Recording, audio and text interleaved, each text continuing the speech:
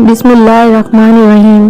حضرت ابو ہریرہ رضی اللہ تعالیٰ عنہ سے روایت ہے کہ نبی کریم صلی اللہ علیہ وسلم نے فرمایا، فرشتے رات اور دن کو تمہارے درمیان بدلے جاتے ہیں اور وہ سب فجر اور عصر کی نماز میں جمع ہوتے ہیں۔ یہ بات تو ہم سب جانتے ہیں کہ اللہ تعالیٰ نے ہر انسان کے لیے فرشتے مقرر کر رکھے ہیں جو اللہ کے حکم سے ہر فجر اور عصر کے وقت تبدیل کیے جاتے ہیں۔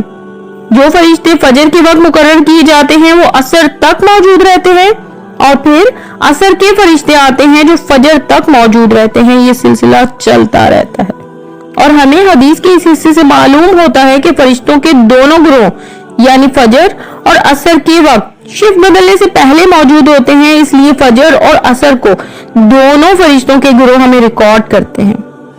مزید حدیث پاک میں ہے کہ وہ فرشتوں میں سے جو تمہارے درمیان رات گزارتے ہیں پھر آسمانوں کی طرف چڑھتے ہیں، یعنی اگر ہم اس کو سمجھیں تو فرشتوں کا وہ گروہ جو عصر کے وقت سے لے کر فجر تک آیا، آگے حدیث پاک میں ہے، اور پھر ان کا رب ان سے پوچھتا ہے کہ حالانکہ وہ ان سب سے بہت زیادہ باخبر ہے، تم نے میرے بندوں کو کیسے چھوڑا؟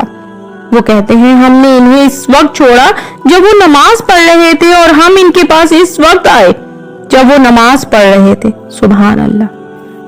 بہت اہم بات کہ اس حدیث کے اس حصے سے ہمیں بخوبی پتہ چلتا ہے کہ ہمیں 2 بار رپورٹ کیا جاتا ہے، ہمارے اعمال اوپر جاتے ہیں اور فجر اور عصر کے وقت رب کے حضور پیش کیے جاتے ہیں۔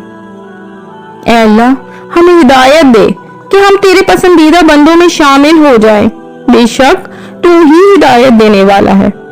آمین۔ جزاک اللہ۔